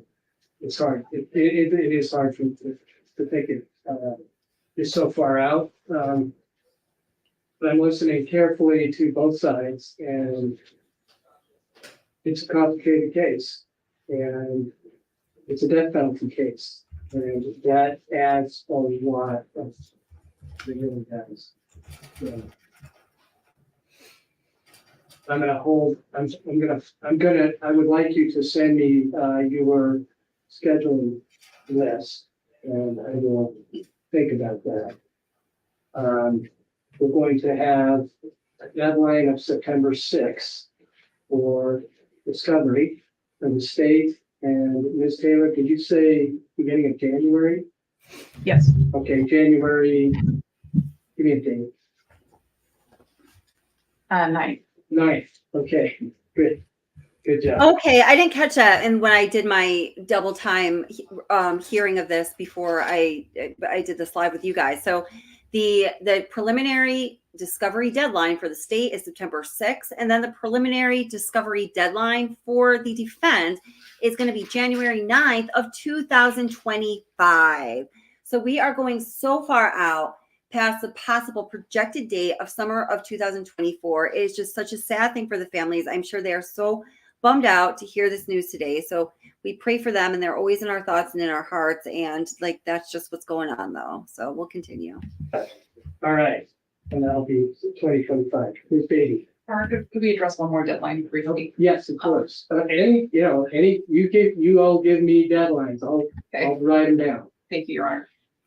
There's been an ongoing discussion beginning most recently with the state's request for scheduling order, and I believe Ms. Taylor briefly addressed it at the last hearing. There's been an ongoing discussion about the alibi deadline, and the state is asking the court to either limit the defendant to. Okay, so this is what I think is the most interesting part of this entire hearing. I think they're going to get into their discussion of alibi now. I thought it was a little bit earlier, but apparently it's right now. Presenting evidence about the disclosure that he made related to the alibi, which was that he was driving around the night of the homicides, but not allowing any further discussion or evidence of an alibi given the amount of time that has passed since the state requested that alibi disclosure. Alternatively, since it was in the court's scheduling order initially prior to the trial getting vacated, we would ask the court to set a 10-day deadline now, because that is consistent with the alibi statute. The state does not believe it is appropriate to tie the alibi to the jury trial date in this case. The statute that sets forth that 10-day timeline is completely separate from Rule 16 and other discovery deadlines through the litigation process. I think at this point, there has been so much time that has passed, and it has frankly causes the state great alarm that the defense is discussing calling upwards of 400 witnesses during the innocence phase when we don't have, potentially don't have a full alibi disclosure. Okay, so she just says, we find it alarming. Get this. Here's another piece of information we didn't have so far. So these are the little things that are really important to this case, all the things that we want to know that are leaking out through this hearing. So she says it's alarming to the state that the defense is talking about bringing upwards of 400 witnesses in the innocence phase. So that's the main trial. Is he guilty or is he innocent? So they're not talking about, is it going to be death or not? They're talking about even deciding if he's guilty or innocent. They're going to bring upwards of 400 witnesses, she says. But we don't even know what's up with his alibi. Now that is incredible, guys. Have you ever seen a case with even close to 400 witnesses just from one side? I mean, that is absolutely extraordinary. And Dr. Drinkalot, absolutely. I'm so happy you're here, by the way. I just saw your comment there. I mean, so that is a piece of information that we did not know prior to this hearing that we know now. And that is like, woo, holy Jesus. That is a lot of defense witnesses. And when you look at cases regarding appeals from issues that arise during alibis that come up at trial, these cases are all defendants appealing a conviction because the state doesn't get a second chance. If the state gets ambushed at trial, that's it for us. We're asking the court to hold the defendant to a fair alibi deadline, and I think that the time has come. Thank you, Your Honor. My understanding was. And amen to that. I always thought it was really weird that they just put out their statement of alibi was that he was driving around at the time of the murders, the exact time of the murders, but not anywhere near 1122 King Road, obviously. And I've made some videos about why I firmly believe that that alibi came out when it did and why it is what it is. And I don't want to go into that right now because I know you guys just want to watch the hearing, but maybe we can talk about it after. And I'm really glad that the state is finally bringing this up because it is really not sufficient as far as putting forth an actual alibi for the defense. And they've just kind of slid under the radar with that, it seems, which is, on Judge here. So let's see what they say about this, what he says about this. Because that was it. But I may be wrong. Ms. Taylor. No. When the court vacated the trial setting, the court vacated all of the deadlines, including the alibi deadline. That wasn't carved out as one that was still held through when the court vacated the rest of its scheduling order. So I don't think that we're foreclosed from that. The court also has the ability to give an extension besides the limited time by statute. In this case, it's more than Bryan was just driving around. We have let the state and the court know that we expect that will be supported by expert testimony and by cross-examination of the state's experts. I need their full cast report and the rest of the discovery related to that before I can say more about that. So, okay, so here's another thing that we know now that, hasn't been stated up until this point. Well, it kind of has, but Ann Taylor just said outright, we need their full cast report before we can complete our statement of the alibi and expand upon it for y'all as you're asking us to. So I think that's pretty incredible that the defense does not have that cast report yet, considering that is going to be a crucial central part of the state's case. It has to be, it always is. Once CAS gets involved and starts going through the forensic data and analyzing things in their way with their capabilities, is always usually the most central part of a case when they are involved. So the fact that the defense is saying that they don't have all that information yet it's kind of surprising to me personally. What do you guys think about that? to tie me to a deadline when I don't have the rest of the discovery that I've been waiting for that would relate to that will mean that I will be back asking the court to reopen it. My expert can't finish until I get the rest of the discovery as well. And the discovery you're talking about is a video of the car. No, I am. What do you? So the video that we talk about is one that I think the state's going to use in its case that I don't have full video on, that I'm not talking about any video of Bryan's car. When I'm talking about an alibi defense, what I'm going Whoa, did you just hear that? Whoa, whoa, whoa. Judge says, are you talking about the video? You know, and the defense attorney just said, I'm not talking about any video of Bryan's car, right? Okay. And that is one of the key questions that the defense should be asking of the state, or should be challenging of the state when they are trying to present this circumstantial evidence, the surveillance video and all of that, trying to prove his guilt. I mean, one of the central arguments I would imagine is that's not Bryan's car. But when the judge just asked about the video, she said, I'm not talking about any video of Bryan's car. Yikes. Okay, cool. I'm not stuck. Thank you, Mojo Blue. You guys just aren't chatting. What's up with that? Did you guys hear that? I'm just going to go back on that a little bit. What do you think of that? I think that's freaking crazy. She herself just tied the surveillance video of the suspect car to Bryan Kohberger, Mr. Kohberger. You went back a little too far, but holy cow, I can't believe that. I really, truly can't believe that. Taylor. No. When the court vacated the trial setting, the court vacated all of the deadlines, including the alibi deadline. That wasn't carved out as one that was still held through when the court vacated the rest of its scheduling order. So I don't think that we're foreclosed from that. The court also has the ability to give an extension besides the limited time by statute. In this case, it's more than Bryan was just driving around. We have let the state and the court know that we expect that will be supported by expert testimony and by cross-examination of the state's experts. I need their full cast report and the rest of the discovery related to that before I can say more about that. Okay, I went a little too far back, but listen, when he says, are you talking about the video? I don't remember exactly how I phrased it. It's just, no, I'm not talking about a video of Bryan's car. The defense attorney herself, luckily this is not a trial in front of the jury, but the defense attorney herself connecting the suspect vehicle to Bryan Kohberger. I think that's nuts. So to tie me to a deadline when I don't have the rest of the discovery that I've been waiting for that would relate to that will mean that I will be back asking the court to reopen it.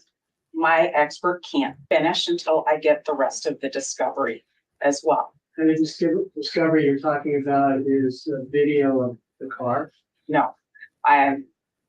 What do you? So Listen, the discovery you're talking about is a video of the car. Listen. the video that we talk about is one that I think the state's going to use in its case that I don't have full video on, that I'm not talking about any video of Bryan's car. Oh, dude, seriously, doesn't anyone think that's crazy? He's like, are you talking about the video? No, I'm not talking about any video of Bryan's car. That is absolutely nuts. And nobody is even telling me what they think in chat. Hello, people. Wake up. No, I'm just kidding. You guys are good. But holy shit, that's nuts. That is truly crazy to me. I'm talking about an alibi defense. Unless there's video that shows it elsewhere that I haven't gotten to yet, which may be possible given the fact that there's a lot I haven't seen yet.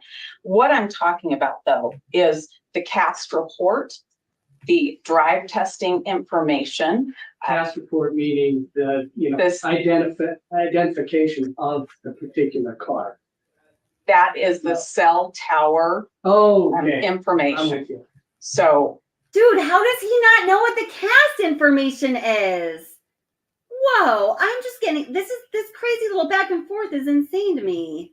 What that is going to show and what the drive testing data is going to show and what other reports related to that are going to be things that my expert needs to finish our investigation and things that I need to formulate my cross-examination against the state's expert. So when I'm telling you that I'm going to do those things in Alibi, I can't tell you more than that right now, but that's how we're going to support Bryan's alibi, that he was out driving that night. Okay, so you're saying that you have not received the cell tower reports? I have some data, some cell tower data, some phone record data. I have a draft of a CAST report. The most recent information I have CAST is the FBI doing their work. The most recent information I have is that on March 31st, they expect for that report to be done through the peer review process. So I may get it a month from now. Okay, so there's another piece of information we know now that the CAS report is anticipated to be done on March 31st. So that is not complete yet. That information or the CAS report is still in process and is anticipated to be complete on March 31st. We are learning so much through this hearing. I need to get it to my expert to digest. There's materials that support their report that I don't have full disclosure of. And the state's aware of it. I think they're working on it, and maybe they're on that drive that I'll pick up today, but I haven't had them yet. So you expect to get that in mid-March? I expect to get their report after March 31st, after it's done. The supporting data, I'm not sure when it's coming. They tell me it's coming. Okay, I'm gonna kick it back to the state. Your Honor, I guess I'm a little confused because if Well, I obviously am too. So, okay, I'm confused because if the defendant's alibi is that he was out driving around that night, I'm not sure what additional information his cell data could add to an actual alibi defense. It seems like what the defense is asking for, and they're being completely upfront about it, and I appreciate that. But what they're asking to do is essentially double check all the discovery before disclosing their alibi, and that's not what the purpose of an alibi deadline is. In fact, it's quite Absolutely. She just said it right there. They want to just double check all of the evidence that they have in discovery before completing their alibi. And that's not the purpose of an alibi deadline. The purpose of an alibi deadline is to state your alibi because that's your mother effing alibi, right? Not to see what all of the evidence is and then craft your alibi around the evidence because, and as I told you, I made a couple videos about it. That so far is what I absolutely positively believe the defense has done. And I'm so glad that they're calling it out like it is right now. the opposite. There is case law that describes that given the ease with which an individual could fabricate an alibi, and certainly that's not what the state is accusing the defendant of doing. I'm using language that is in case law, though. Given the ease with which an individual can fabricate an alibi, that is a very legitimate deadline. It's a reasonable deadline. It's a reasonable demand of the litigation process. There is a reason why there is a 10-day deadline in the statute, and that is because the defendant is able to tell his counsel where he was that night. They can work together and formulate a defense, and they can disclose an alibi. That is the whole purpose of an alibi deadline. Oh my God, I am so glad that she's saying this. When I listened to this in double time, I didn't exactly hear everything she was saying. Important. The defense has already been allowed to slide once and twice on that alibi deadline. And then when they finally put forth the alibi, it was when certain things came forward, when they got certain pieces of evidence. And I do believe that they crafted the alibi around that evidence.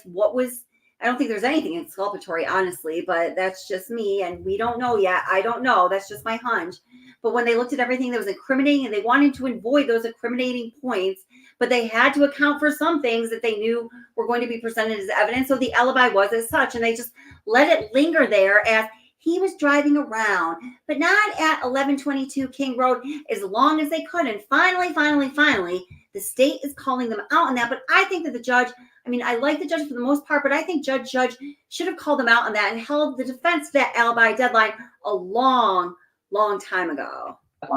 The state has complied with the discovery up to this point. We will continue to comply with discovery. We are disclosing everything that we have to the defense when we get it, unless there's some protective order issue. We are asking that the court hold the defense to a fair standard that has been set forth in this statute and that is constitutional under the United States Constitution and the Idaho's Constitution that has been repeatedly upheld by the United States Supreme Court and the Idaho Supreme Court. Thank you. Amen, sister. Oh my gosh, that was such a long time coming. That is the best thing that's been said in this whole hearing. Thank God, hallelujah. Finally, somebody is demanding that the players in this case follow the same deadlines and procedures that everyone else in every other trial that's happening all across the country does. And it's about time. Okay. I maybe dropped the ball, but Yes. went through the cracks that I didn't.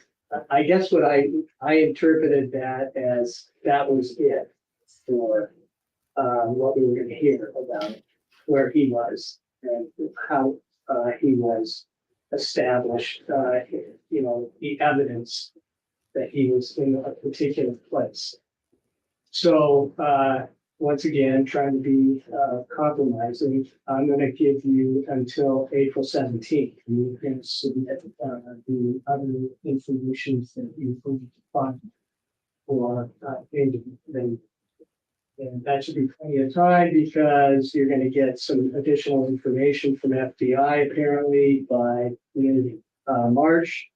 And we can talk more about that later at the hearing on the motion for change of language. So that gives you some cushion. I'm not going to set it for 10 more days, but I am setting that. And the reason for that is so you don't have ambush at the trial. I mean, that's why that is established as a law. Okay. So you don't have ambush at the trial. What do you mean? I'd like to know what established law that is. I mean, an alibi is set forth because that is a person's alibi. I mean, the ultimate thing is that we want to determine a person's guilt or innocence. It's not just to play the maximum amount of games possible. This is a little crazy to me. Well, I think we've gotten somewhere. And is there anything else we need to address today, Mr. Thompson? I don't believe so, Judge. Thank you. Okay, Ms. Taylor? No, Your Honor. Thank you. Okay, great. Thank you all. We are adjourned.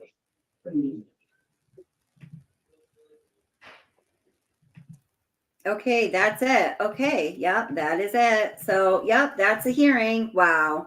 I don't know. They saved the best for last, that's for sure. I think that discussion of the alibi and all that was just insane. And what do you guys think? Either he has an alibi or not, Jency. Exactly. You know, and it is the defense's job to craft the best alibi that they can, but they are supposed to be doing that in good faith is a term, meaning that, they aren't just making bullshit up that they don't necessarily believe, Tiffany says, I think Kohberger, he did it for a number of reasons, but one was to see if he could get away with it. He definitely thinks he is the smartest in the room. I agree with you on that. Yeah.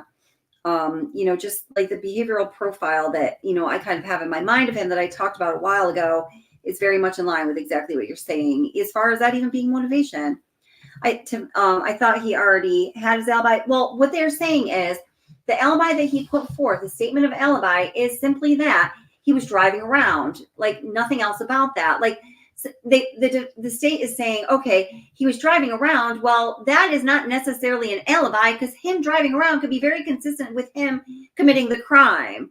So, if that's going to be your alibi, you've got to say a little more about it. So your alibi is not in line with committing the crime because that's actually, like ethically not allowed to be if this is going to trial. In that case, he ought to just plea. So yeah, right? Does that make sense? Especially with his questionnaires and infatuations. Yeah, I know. I think that all is definitely a little strange for sure. I agree with you. I totally agree with you on that, Tiffany. Let me see really quick I want to see if I can shoot you guys a video where I talked about the alibi and why it was what it was, unless you want to hear that now, but I don't know if it's getting a little bit long for you guys. Let's see. Who is Bryan Kohberger? GPS data. Which video did I have this in? Dylan Mortensen, Idaho Insanity, Steve Gonzalez, initial reports. Sorry, I'm just going through all my Kohberger videos really quick. Could there be an arrest without DNA? Honestly, I just don't even remember when I made that video.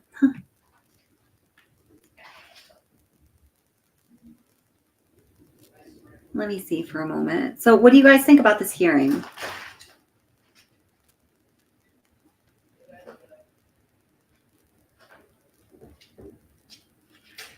Hmm. 911, the timeline, 8 hours. 8 hours until the 911 call was made. Plenty of videos about that. I only made one, but there's lots of them out there, right? I don't know. I'm not sure which one it was. Damn it. Phone data, deep dive. I have so many videos on this case. Make sure you guys check them out. His driving route.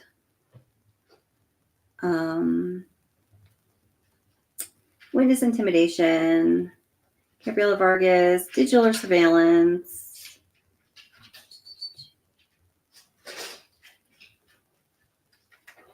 FBI caught at 1122 King Road. Initial reports. Steve Gonzalez, Dylan Mortensen, Bethany Funk. Black box bombshell. Which I do think the black box is going to be a bombshell. That there is a mechanism in Bryan Kohberger's car that is going to track his car's movements on that evening or anytime. And you guys, y'all just wait and see. It's going to be like a, what's that guy's name? Alec Murdoch redo on that. This doesn't match up. Beyond the gates. Where in Idaho? How the heck do I not even know what video that's in? I don't know. I guess I don't know which video it's in. Darn it. I don't know.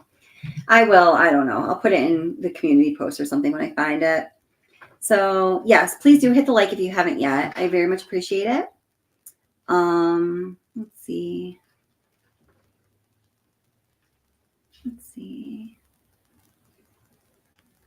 Were Kaylee's parents there today? Honestly, I don't know the answer to that question. I do not know. Does anybody know if the Gonsalveses were there today? I think, didn't they say that at some point they wanted to be at all the hearings and whatnot? Let's see. I don't think this video is, I don't think the video would be really clear enough to see that if they were there. I don't know. It would not be at all. So I don't know if they were there today. If anyone knows the answer to that question, please do put it in chat. Good question.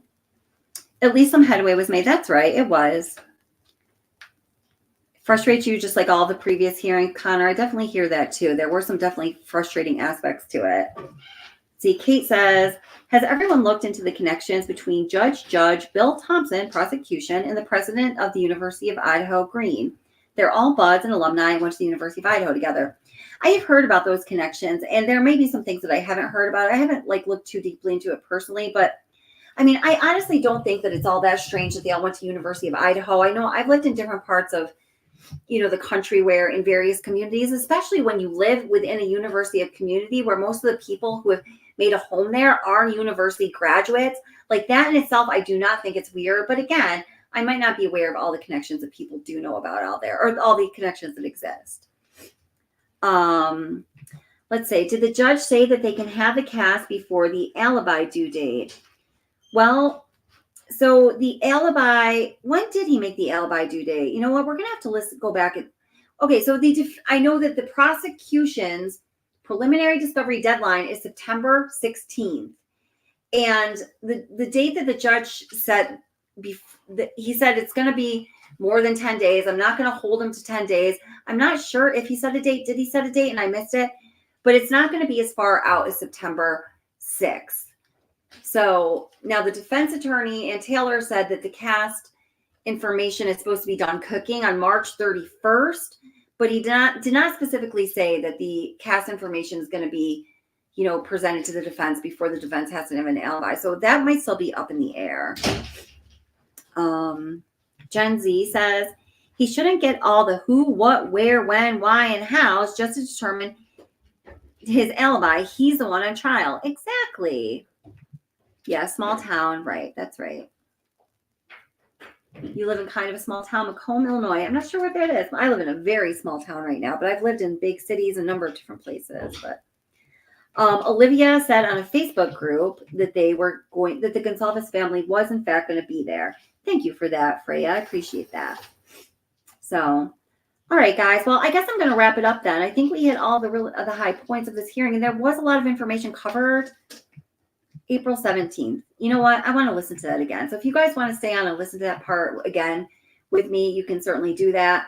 I'm going to go just back to the beginning of the discussion of the alibi, because I think that this whole discussion was so compelling anyway. I want to hear it again. So that's what we're going to do right now. See if we can pick up the date. You might be right on that. I think I heard that date too. Thank you. Was it Connor who said that? Who said that? Thank you, Connor. Yeah. But CAS is in March. Well, Ann Taylor said that supposedly the CAS information is supposed to be completed on March 31st. Now, that doesn't mean it's going to be, because we see how people keep moving deadlines back and dates when things should be expected back. But the judge didn't set any particular date when the CAS information needs to be relayed to the defense. He just set the entirety of the preliminary discovery for the state at September 6th. And I'm going to imagine that the state is playing games just as the same as the defense is, and that they will hold on to that information as long as they can, particularly if they don't have the complete alibi yet, because they obviously are a little upset about that, as they should be. Of 400 witnesses during the innocence phase when we don't have. Oh my God, I can't believe that. 400 witnesses. The defense, if you didn't miss that, or if you didn't get that, the defense is talking about having upwards of 400 witnesses, the state says. In the defense, in the innocence phase, that is astronomical. That's mind-blowing. 9. Nice. Crazy. Okay, good job. All right, and that'll be 2025. Who's baby? Could we address one more deadline briefly? Yes, of course. Any, Good night, Tiffany. you all give me deadlines. I'll write them down. Thank you, Your Honor. There's been an ongoing discussion beginning most recently with the state's request for scheduling order, and I believe Ms. Taylor briefly addressed it at the last hearing. There's been an ongoing discussion about the alibi deadline, and the state is asking the court to either limit the defendant to presenting evidence about the disclosure that he made related to the alibi, which was that he was driving around the night of the homicides, but not allowing any further discussion or evidence of an alibi, given the amount of time that has passed since the state requested that alibi disclosure.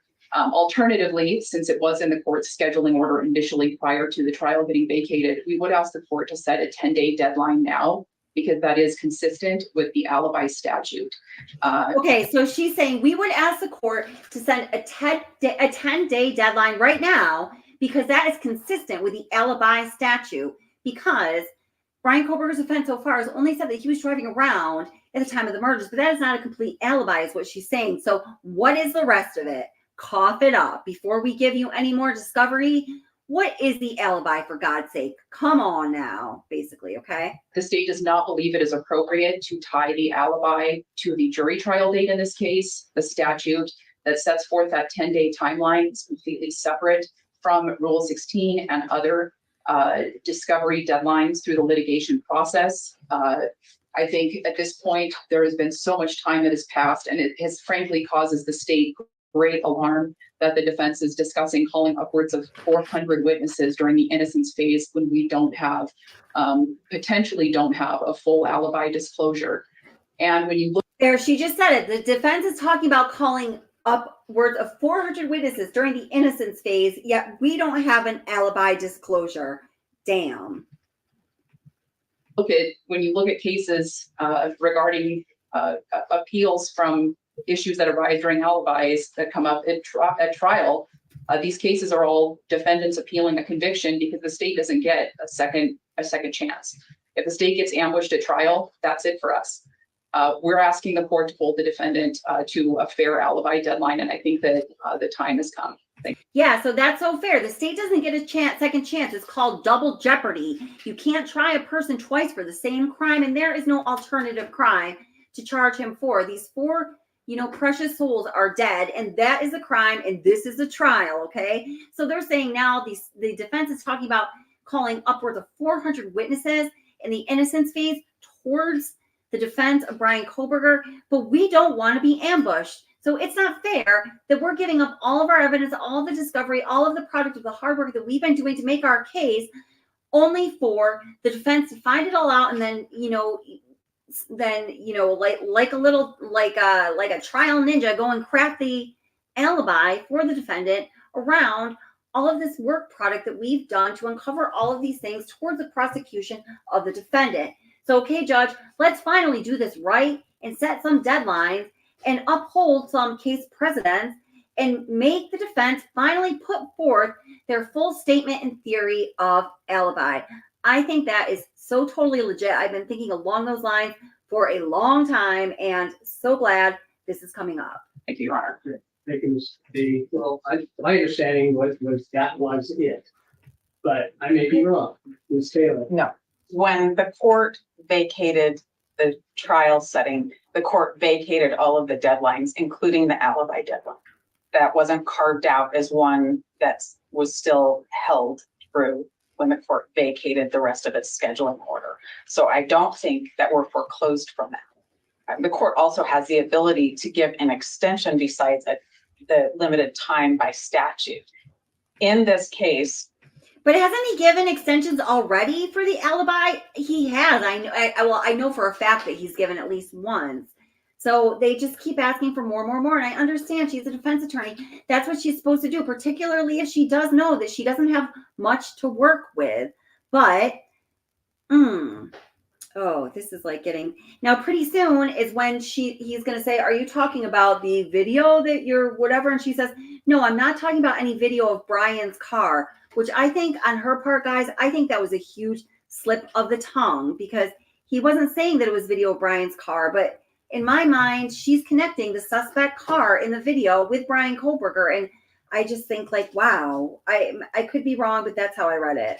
it's more than Bryan was just driving around. We have let the state and the court know that we expect that will be supported by expert testimony. Then what is it? She says, we have let the state and the court know that will be supported by expert testimony and by cross-examining the state's witnesses. That's what she's about to say. So she doesn't have any so she's letting us know this. Here's another cat that she's letting out of the bag. She's letting us know that they, the defense themselves, do not have any witnesses to testify in support of Bryan Kohberger's alibi. She's letting us know that. She's pretty much said it before. She's saying it for sure right here. So the way that we're going to support it is through expert testimony and through cross-examination of the state's witness. Wow. They don't have any witnesses for his alibi. Why? Maybe because it's bullshit. I don't know. Maybe it's just this really fluke thing and there are no witnesses. Let's see what else they have to say. Testimony and by cross-examination of the state's experts. I need their full cast report and the rest of the discovery related to that before I can say more about that. So to tie me to a deadline when I don't have the rest of the discovery that I've been waiting for that would relate to that will mean that I will be back asking the court to reopen it. My expert can't finish until I get the rest of the discovery as well. And the discovery you're talking about is a video of the car? No, I am. What do you Listen. The video that we talk about is one. Listen, he says the video you're talking about is a video of the car. And she says, no, listen. That I think the state's going to use in its case that I don't have full video on, that I'm not talking about any video of Bryan's car. When I'm talking about an alibi defense, unless there's video that shows it elsewhere that I haven't gotten to yet, which may be possible given the fact that there's a lot I haven't seen yet. What I'm talking about though is the cast report. And then when you further listen to it, she kind of reneges on what she says. I think she heard herself say that unless there's video of the car elsewhere that we haven't talked about yet. Wait, I'm just going to go back on that one more time, just a little bit. I think this is wild. I can't believe this was said. Related to that before I can say more about that. So to tie me to a deadline when I don't have the rest of the discovery that I've been waiting for that would relate to that will mean that I will be back asking the court to reopen it. My expert can't finish until I get the rest of the discovery as well. And the discovery you're talking about is a video of the car? No, I am. The video that we talk about is one that I think the state's going to use in its case that I don't have full video on, that I'm not talking about any video of Bryan's car. When I'm talking about an alibi defense, unless there's video that shows it elsewhere that I haven't gotten to yet, which may be possible, given the fact that there's a lot I haven't seen yet. Connor, that's the study you were talking about, right? Yeah, we heard the same thing. Oh, that's freaking wild. She just let that cat out of the bag. Meow. What I'm talking about, though, is the CAST report, the drive testing information. Task report meaning the, This- identification of the particular car. That is the cell tower Oh, okay. I'm information. with you. So what that is going to show and what the drive testing data is going to show and what other reports related to that are going to be things that my expert needs to finish our investigation and things that I need to formulate my cross-examination against the state's expert. So when I'm telling you that I'm going to do those things in Alibi, I can't tell you more than that right now, but that's how we're going to support Bryan's alibi, that he was out driving that night.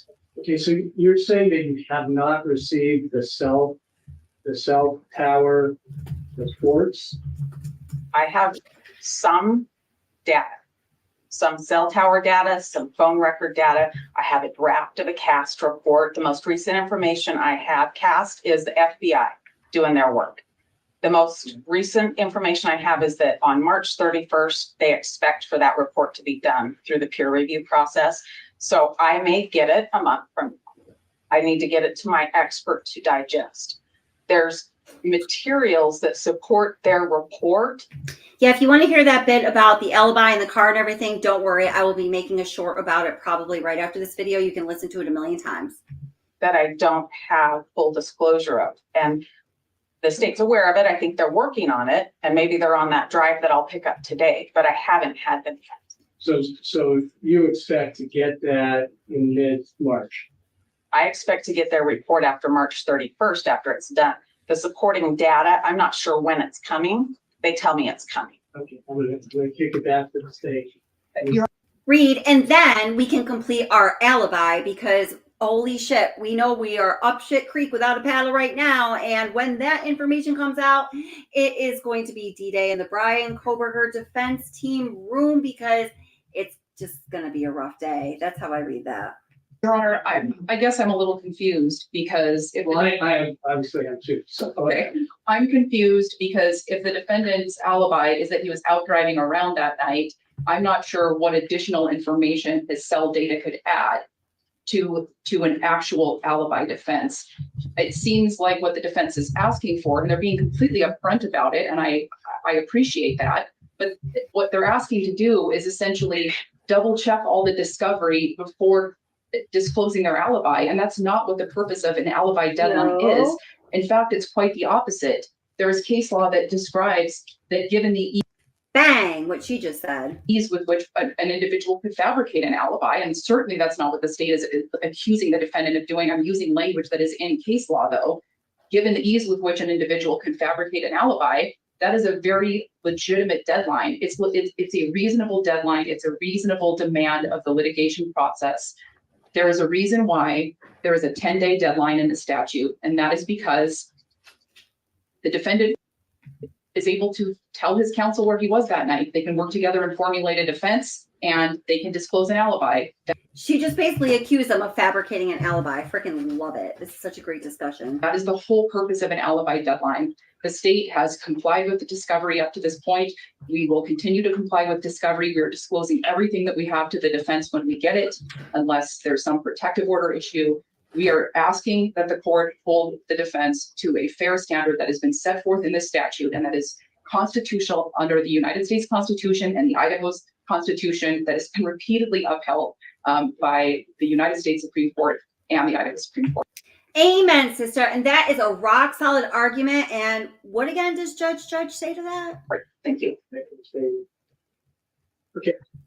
I maybe dropped the ball, but went through the cracks that I didn't. Yes, you did drop the ball on that one. Yes, you did. Yes. I guess what I interpreted that as that was it for what we were going to hear about where he was and how he was established, the evidence that he was in a particular place. So once again, trying to be comprehensive. How could that establish the evidence that he was in a particular place? Because driving around is in no particular place. It is in specifically a not particular place. I think he really dropped the ball on that. What do you guys think? I'm going to give you until April 17th. You can submit the other information that you find for then. And that should be plenty of time because you're going to get some additional information from FBI apparently by. Okay, so that is, I mean, just after he says April 17th, the audio gets really crappy for a minute. So, but it sounds like he set April 17th as the deadline for the actual alibi that the defense is going to put forth. What? Yeah, it is. Yeah. March, and we can talk more about that later at the hearing on the motion for change of order. So that gives you some cushion. I'm not going to set it, 10 more days, but I understand when I get setting that. Okay, so now let's see. Connor says he says it for April 17th, and the cast is due March 31st. Well, the way I heard it, and I was trying to listen carefully, is that Ann Taylor states that the FBI cast information should be complete by March 31st through the peer review process. And he says, well, when do you expect to have it? And she says, well, shortly after it's done. So now that doesn't mean that there naturally is not going to be a delay in the completion of that information. And that also does not mean that, the state is probably playing some games that the defense is definitely playing here. That does not mean that the state is not going to create some delay in that information being completed, right? Until after that alibi is set forth. And honestly, I think that's the way it should go. And it sounds as though we now know that the state also understands that that's how it should go, that the alibi should be put forth in its entirety before they get that cast information. But how it is going to pan out is yet to be seen, I believe. And the reason for that is so you don't have an ambush at the trial. I mean, that's why that is established as law. Okay. Well,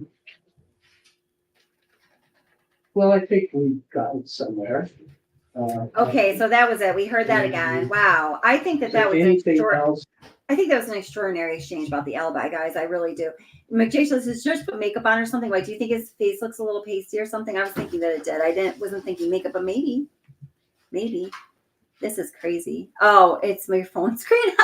Okay. She says, never mind. It's a phone screen. Everybody, false alert. The judge is not wearing makeup. Okay. We're good. All right, guys. So I do think I'm going to end it at that, unless anybody has any questions or anything else compelling that they want to say. Connor says, I like your comments. Connor says, I hope to God it's not done. But she said, if it's not done by the 17th, she's going to ask for more time. God, you're picking up all these things that I didn't quite hear. Unfortunately, during that really good end of that discussion that I thought was so amazing, the audio for me at least got a little choppy. But yeah, maybe she possibly did. Well, Connor, she did say that. Then we know that she's playing games, and the judge should not allow for that to happen, don't you think? I mean, the state just stated the case law precedents that, the state says, I mean, I certainly haven't checked up on this, but I believe it if they're saying it. I certainly think that they've done their homework on that. And it sounds as though the, statement that she made about wanting to have the defense's alibi and its complete list demanded from the judge was very well researched and rehearsed. So I think she's probably right on that. I really hope that the judge holds him to it and does not let the defense play any more games. I understand that the defense's job is to defend Bryan Kohberger as vigorously as they can. That is their duty. That is what they are sworn to do by law. It's their oath. But, doing that and then, providing a zealous defense, which is the term that's actually used, and then playing games and manufacturing things, those are two different things, of course. So, dang. Well, thank you guys all for being here. Thank you for your contributions to the discussion. It was really fun. And I appreciate everything you had to say. And you guys definitely pointed out some things that I missed. I very much appreciate that too. So yeah, so there's going to be a members live stream on this channel tomorrow night, Thursday night, and then there's going to be a live stream for everybody on Friday evening. And I'm going to be dropping my part 2 of Hiding in Plain Sight, which is the Idaho versus Bryan Kohberger research that I've been doing just on the players in the investigation. And is the PCA really the PCA, or have we not even really seen the PCA? And I believe we haven't even really seen the PCA as a public, guys, but I'll be looking for that video and I'm going to say more about that. Hey, Laura, how are you doing? I don't see you in chat very much. It's nice to see you. Yeah, thanks for being here, Tiffany. Great discussion. I appreciate it. Turquoise says, here I am, Judge. Got my eyebrows did. Like, so funny. What time tomorrow, Afflex? I think I'm going to set it for like probably 8 because I have an early morning on Friday morning. So members only tomorrow at 8. And then the Friday night live stream will be like it usually is, like around 9:30. So been binge watching. Awesome. Yes, games on games. Good. Yeah. Yep, that's right. Good night. Good night. Thank you so much for being here and for adding to the conversation. Yeah, I agree, Connor. Connor says, yeah, this shit's crazy. He should have put his foot down when it's this ridiculous and obvious. I totally agree. Hi, Crime Pod. How are you doing? Crime Pod, I wanted to know if you wanted to come on sometime as a guest when we're talking about the Watts case. Email me if you'd like to. Here, I'm going to put my email in the chat right now. I think I replied to like a comment of yours saying this, but I don't know if you saw it or not. WattsObsession@gmail.com. Yeah, I'd like to have you come on sometime. Oh, what time is it for me now? I'm sorry, Anaphylaxis. It's 11:15 p.m. for me right now, Eastern time. I'm at Eastern time. Awesome, great. That's wonderful, Crime Pop. Email me and we can work it out. Maybe even this weekend or next week or something if you want to. Okay? I hope everything is going well for you. Yeah. So, all right, guys. Well, thank you so much again for being here. And I appreciate all of you guys. And whoops. Oh my God, I just froze. Okay, good. Well, at least I didn't freeze. At least I didn't froze. At least I didn't freeze earlier on. Let me see. Just make sure I got.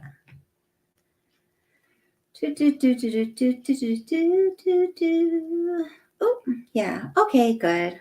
Yeah. Oh my gosh, only 3 hours of sleep, girl. Get some rest. Yeah, get some rest, girl. Awesome. Good night, everybody. Okay, so really, I'm going to peace out now. I'm never going to. I have such a hard time saying goodbye to y'all. I love you. All right, so hopefully I will see you tomorrow night at the members only or on Friday night for the live stream. And everybody, please take care. I'm going to play this outro, I think, and yeah. In the documents obtained by Fox News, the subpoena demands one of the surviving roommates, Bethany Funk, appear in court in June to testify at Bryan Kohberger's preliminary hearing. This is not the roommate who witnessed a masked man in their home the morning 4 of her friends were murdered, but a second roommate who told police she was in the basement at the time and never went upstairs. This is Kelly from Watts the Obsession. Thanks for taking time to watch this video. Please click like and subscribe and hit the bell for future notifications.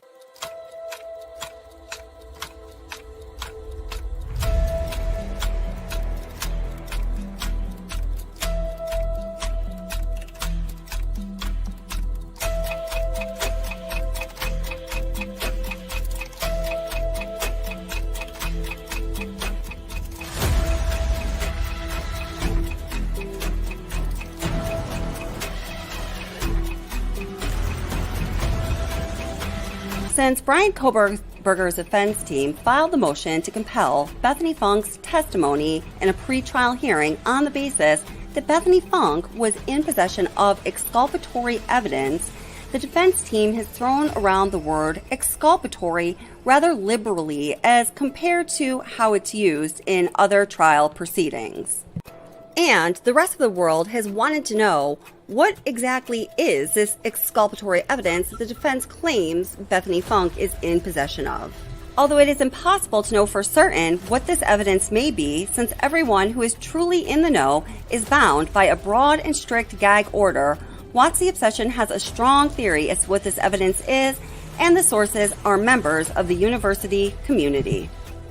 This video is going to explain to you what the exculpatory evidence we believe Bethany Funk has in her possession is exactly, based on the sources that are inside the university community, and we want to know what you think about this possible exculpatory evidence. WotC Obsession has learned from those within the university community that the exculpatory evidence that Bethany Funk has to do with her vantage point of being on the first floor of the 1122 King Road residence at the time of the tragedy. A source close to the victims' families has told me that Bethany never, ever emerged from the basement room. Like, she never came upstairs. She left the home and was outside in the chaos in the front of the house, but never did go to that second floor, never did see the carnage. She wasn't part of the discovery of the bodies. And I'll give it to Ashley Banfield. This time, what she said is exactly correct. Bethany Funk was on the first floor and she remained on the first floor. That wasn't the outro I was planning on playing, but I thought that I was going to explain why I think the alibi came out when it was and was what it was, because it has to do with the exculpatory evidence, supposedly, that Bethany Funk had, but it did not explain that. But anyway, good night, guys. Lock your windows and your doors because I want you to be safe, and life is hard, so please be nice to one another, and mostly take good care of yourself because I know you deserve it. I'll see you soon.